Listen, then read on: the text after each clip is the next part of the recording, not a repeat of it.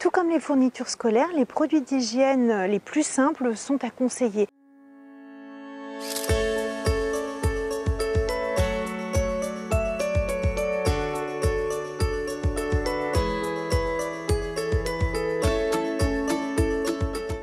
On ne le sait pas forcément, mais certaines fournitures scolaires peuvent être impactantes pour les enfants.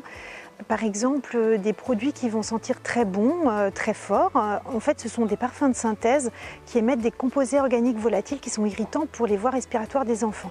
Par exemple, des feutres odorants qui vont sentir les fruits ou des odeurs assez fortes, en fait, sont plutôt à déconseiller. Et puis, il y a également des cols qui peuvent émettre des solvants, qui sont également à déconseiller. Aujourd'hui, il existe beaucoup de cols sans solvant, donc c'est vraiment celle qu'il faut choisir en priorité, tout comme les gommes qui ne sont pas odorantes.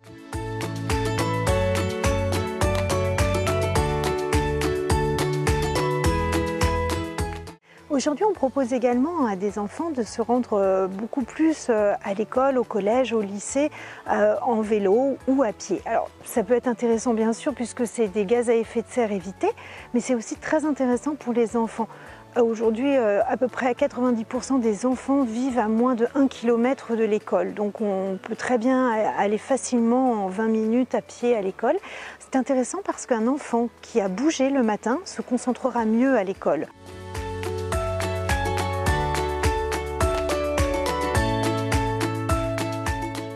Dans l'alimentation, on peut également privilégier le fait maison pour les enfants parce que ça va leur permettre déjà de découvrir des goûts qui ne vont pas être trop stéréotypés. On évite ainsi de leur donner des gâteaux industriels, des choses aussi qui sont très sucrées, parfois grasses et qui comportent souvent des additifs. Donc le fait maison, ça évite tous ces impacts-là. Et puis ça permet aussi de consommer des fruits et des légumes de saison qu'on aura préparés soi-même. Donc beaucoup de bénéfices à l'alimentation fait maison.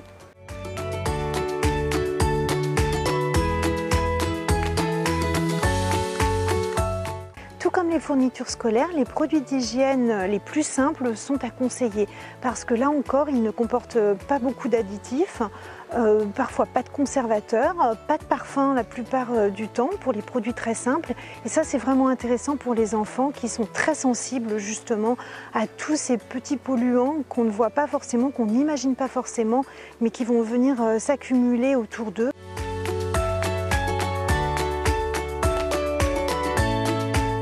Dans l'air des maisons et même parfois à l'école, on retrouve plus de polluants encore que dans l'air extérieur.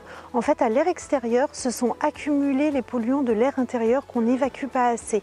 Nos maisons regorgent de polluants qui viennent des meubles, qui sont par exemple en contreplaqué, qui peuvent contenir du formaldéhyde, des tapis, des moquettes, même des produits ménagers qu'on utilise et qui peuvent émettre des composés organiques volatiles. Tous ces produits émettent des polluants, c'est pour ça qu'il faut aérer très fréquemment l'air des maisons. Les enfants sont encore plus sensibles à ces polluants que les adultes.